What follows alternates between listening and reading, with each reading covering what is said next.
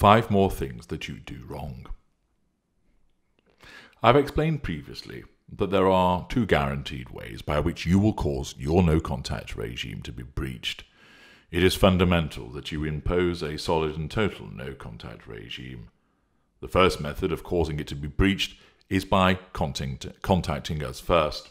You cause a Hoover trigger, and in the circumstances, should the Hoover execution criteria be reached, this necessitates you being hoovered and your no-contact regime being penetrated. This is where you make contact with us, be it in person, by telephone call, text message, or social media contact.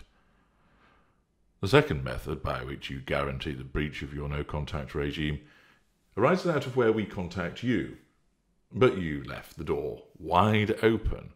In effect, you invited the burglar into your home, and is it any surprise that you were stolen from? When it comes to the maintenance of your no-contact regime, there are 5 further things that you often get wrong.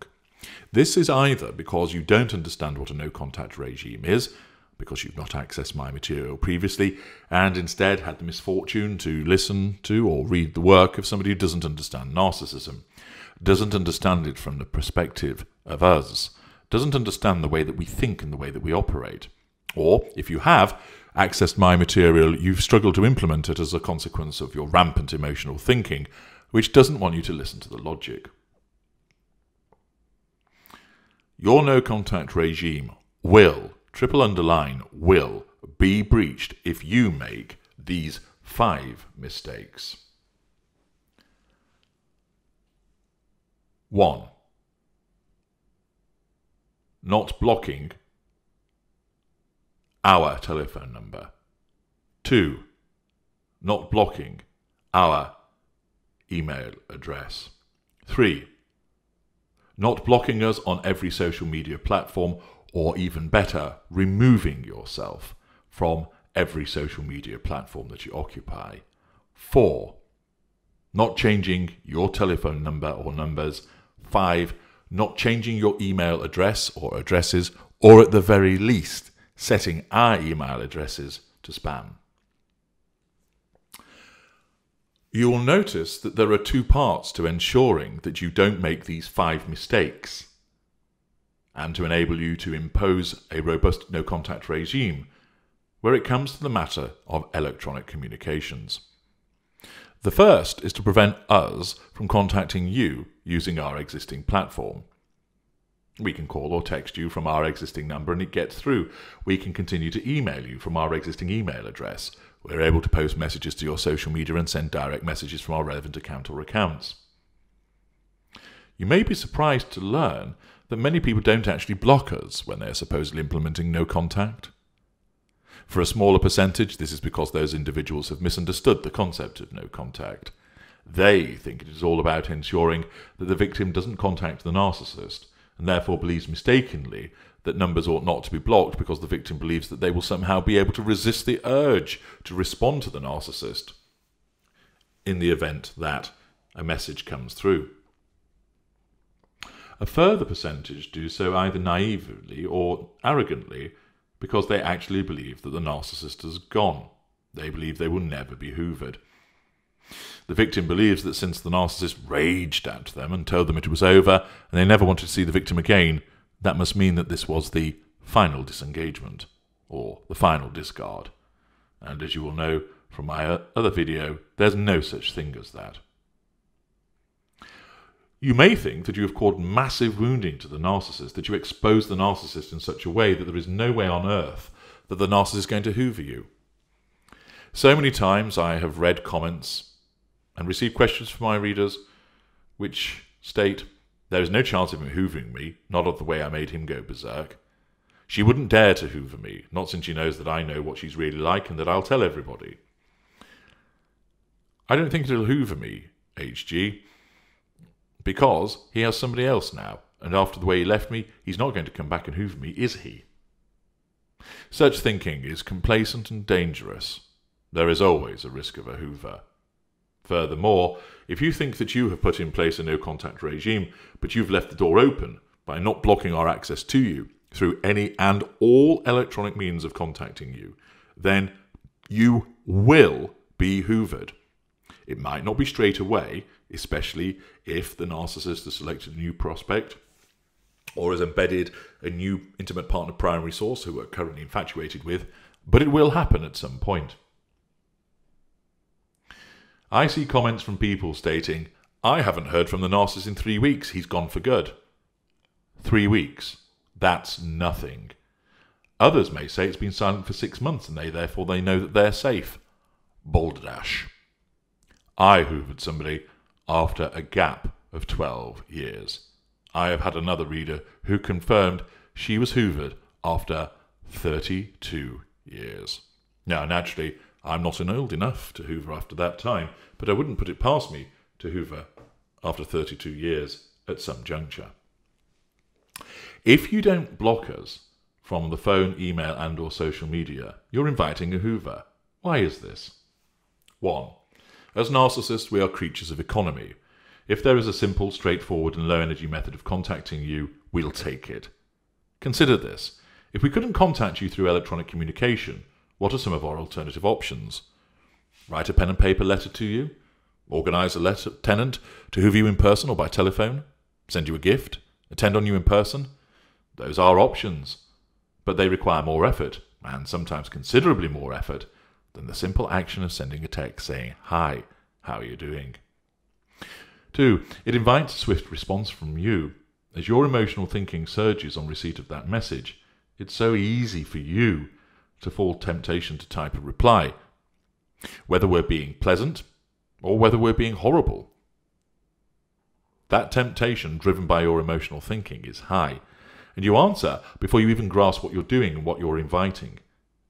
You can pause before opening a gift. You may work out that a lieutenant is hoovering you on our behalf and therefore keep your emotional thinking under better control by removing yourself, and therefore you provide no information to the lieutenant.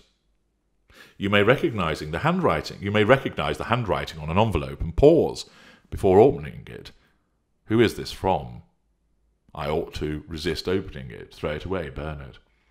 This is your logic attempting to keep you from falling prey to the ever-present emotional thinking. However, once that text has landed, showing our name and message, sometimes even on your lock screen, you're far more likely to respond to it. 3. The electronic medium allows the narcissist to dip a toe in the water. This is especially important for mid-range narcissists. If we were to tend on you in person and you ignore us, this causes substantial wounding. In order to avoid this, our kind prefer to be in a position to test the water first. If you ignore a social media message, yes, it will wound, but it will not be substantial, and we will try at least one more time and probably several times. If you respond, be it pleasantly or unpleasantly, you still responded, and this has given us fuel and will encourage us to respond further. If your response is pleasant, we instinctively recognize that we're pushing on an open door, so we will text message again. There'll be a further follow-up hoover. The messages become an exchange, become a conversation, and then, emboldened and encouraged and also fueled, we speak to you on the telephone, knowing that you won't reject us now, and then we arrange to meet. And before you realize, you're back in our bed and in our grasp once again.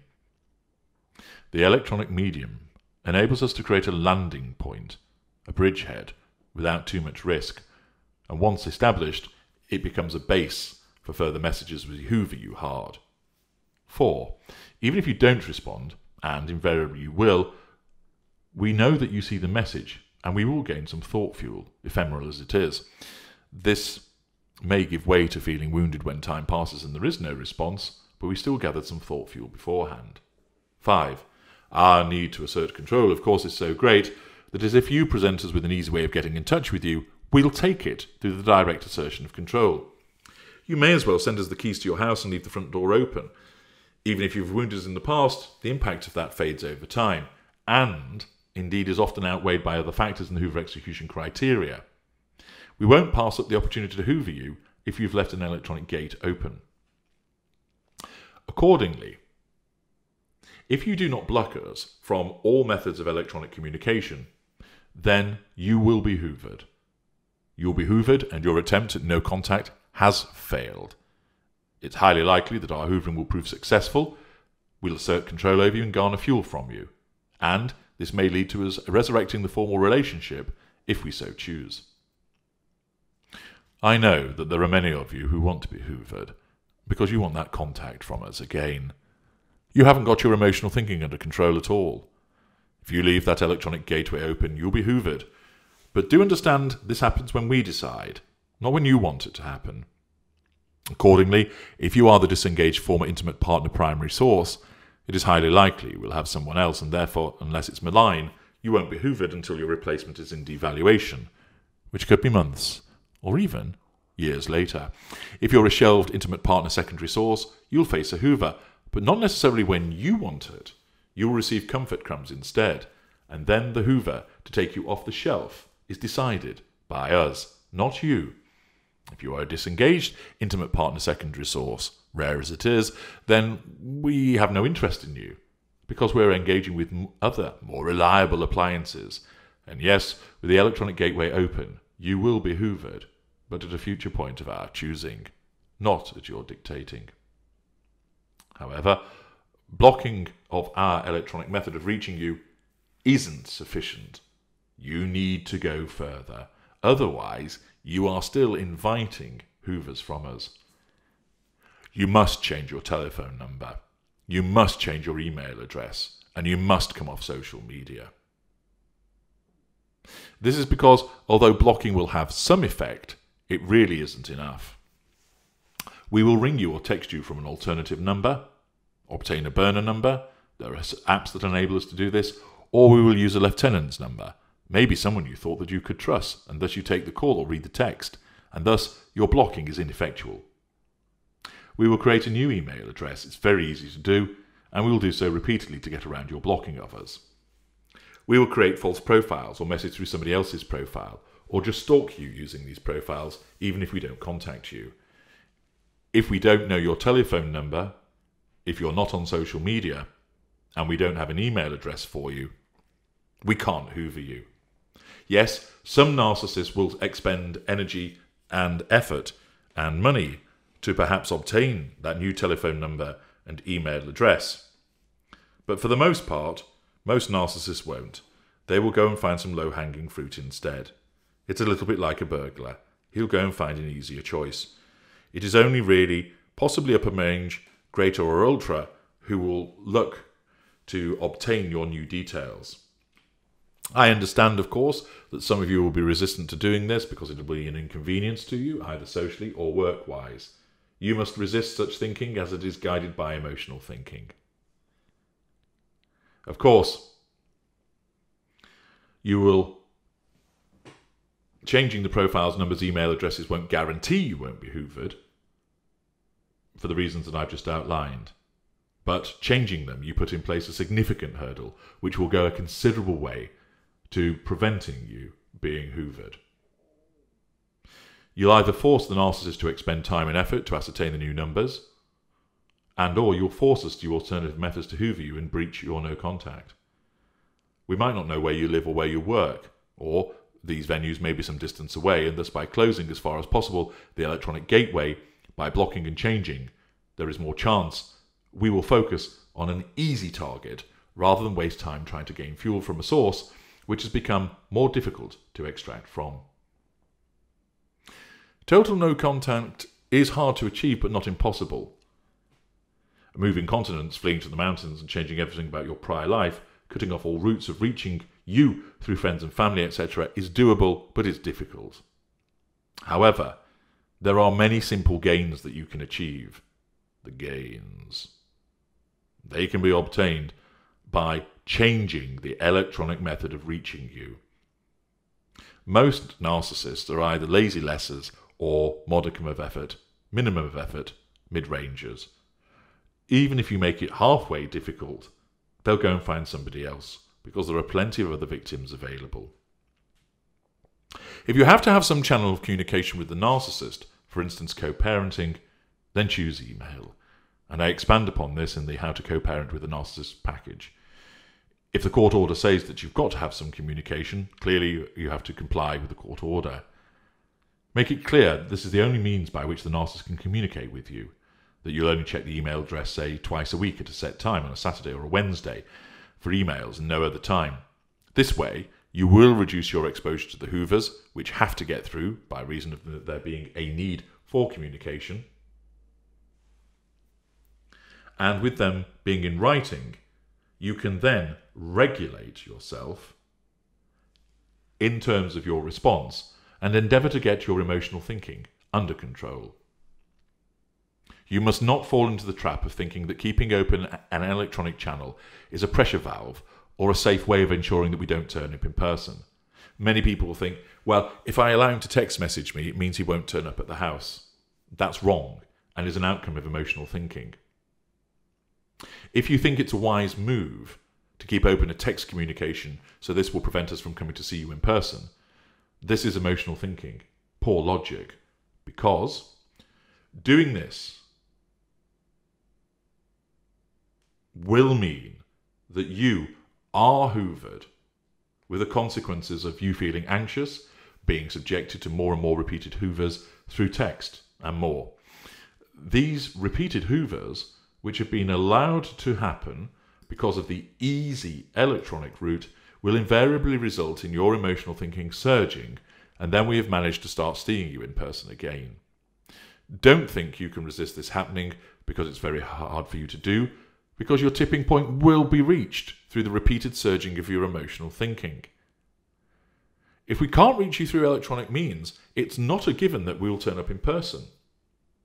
It may be too difficult to do. We might not even know where you are. And there is also the greater risk of you rejecting us if we turn up in person. And remember, for all of our brilliance, we've not yet mastered the act of walking through doors and walls. Even if we do turn up in person, you don't answer the door. That wounds, and therefore the hoover, whilst executed, is ineffective. The 5 things that you invariably do wrong is keep open the electronic gateway because you fail to block our number, you fail to block our email address, you fail to block us on every social media platform or remove yourself from every social media platform, you fail to change your telephone number, and you fail to change your email address. Avoid the temptation to be misled by emotional thinking explaining that you can't do it. If there are certain work numbers that the narcissist knows that you can't alter, let things go to voicemail for a period of time. Or can you have your IT department put in place a reroute on your number when it's externally so it goes through to, say, a secretary so that they can field the calls for you. After a while, when the narcissist is unable to get through, the narcissist will switch to going elsewhere and you can revert to the old system. Put in place those gatekeepers. If you have a company email address that you have to utilize, then again, can you utilize a gatekeeper to read your emails to screen out anything that might come from the narcissist? It might be a slight inconvenience, but it is one worthwhile doing, even just for a month or two, to take the sting out of the narcissist to help reduce your emotional thinking. Alternatively, if the email can't be changed and you can't have a gatekeeper, you must discipline yourself to ensure that if an email does come from the narcissist, you don't read it, and as soon as you realise who it's from, you bin it. Better still, if you have caused the emails to go to spam, don't go in the spam box to check whether you've received messages just to see. You don't need to know. I'll tell you now, the narcissist will be hoovering you. You don't need to go and check. But if you change your email address, so much the better. The more that you put in place, closing down these electronic routes, the more that you don't make these 5 mistakes, means that if there is one particular route that you absolutely have to keep open, let's say for business reasons, because at the end of the day, your livelihood is important, particularly if you're a sole trader, self-employed, etc., then you stand more chance of resisting the overture, the hoover from the narcissist, if you do get an email, if you've successfully closed things down with regard to social media and your telephone. Don't make those 5 mistakes. If you require any more help with this, in terms of implementation, understanding, or looking at potential issues which you feel you can't work around and you need help, do organise a consultation with me. I repeatedly help people with these issues because I know the way that our minds think, and I know the way that we will behave when faced with these issues and obstacles. I'm HG Tudor. Thank you for listening.